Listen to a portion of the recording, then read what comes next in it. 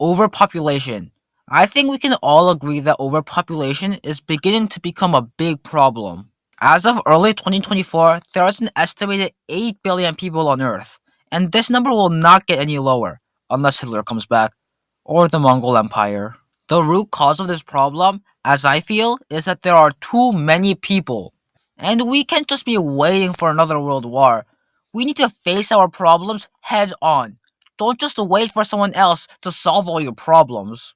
So I have devised a plan based on some funny memes I saw on the internet. You know, Hunger Games IRL. But as I was thinking of my very original solution, I realized that some stuff won't just line up as well as they did in Panem.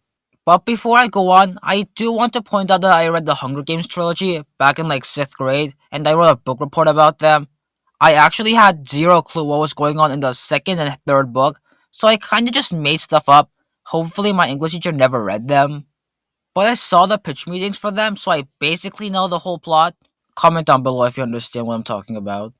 Okay, back to the problem. In Panem, where the books take place, there are 13 districts. Technically, one of them don't participate in the Hunger Games, so that makes 12. But if you translate that to the US, because that's technically where the Hunger Games takes place, and I have no idea how other countries do it. Canada, you got provinces and territories? What's going on with you? The problem rises because the good old US has 50 states while Panem only has 12. That makes 100 tributes in the US while only 24 in Panem. Those two numbers are pretty different, and I want to save humanity, not destroy it because of how much of a nice guy I am. So I thought, how else was the US separated? Time zones. The US has 6 different time zones, which is only half of 12. Let me just...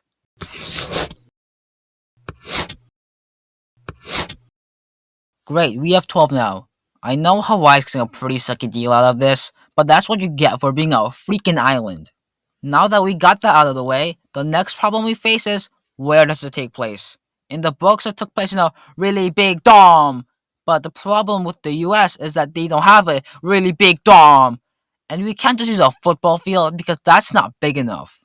We need a really big area that is big enough so the tributes have time for themselves, but also small enough that they can run into each other. Not to mention, this area needs to be filled only with 24 teenagers. So essentially, we need a large area that is also inhabited by little to no people in the US. Soon I realized the perfect place. Wyoming. Literally, no one lives in Wyoming. The only thing I know about this place is that if you put the US states in alphabetical order, Wyoming will come last. When was the last time you thought of Wyoming? And if you don't live in Wyoming, which I know you don't, it will be never. Great, now we have a location and tributes. All we need is a reason. Sure, we can say it's to solve our original overpopulation issue, but in the books it was a punishment from the capital because the districts are stepping out of line. So our version of the Hunger Games will be punishing people who aren't subscribed to me. Come on, I had to say it eventually. I don't want my subscribers to say, step out of line. That will be very unfortunate to say the least.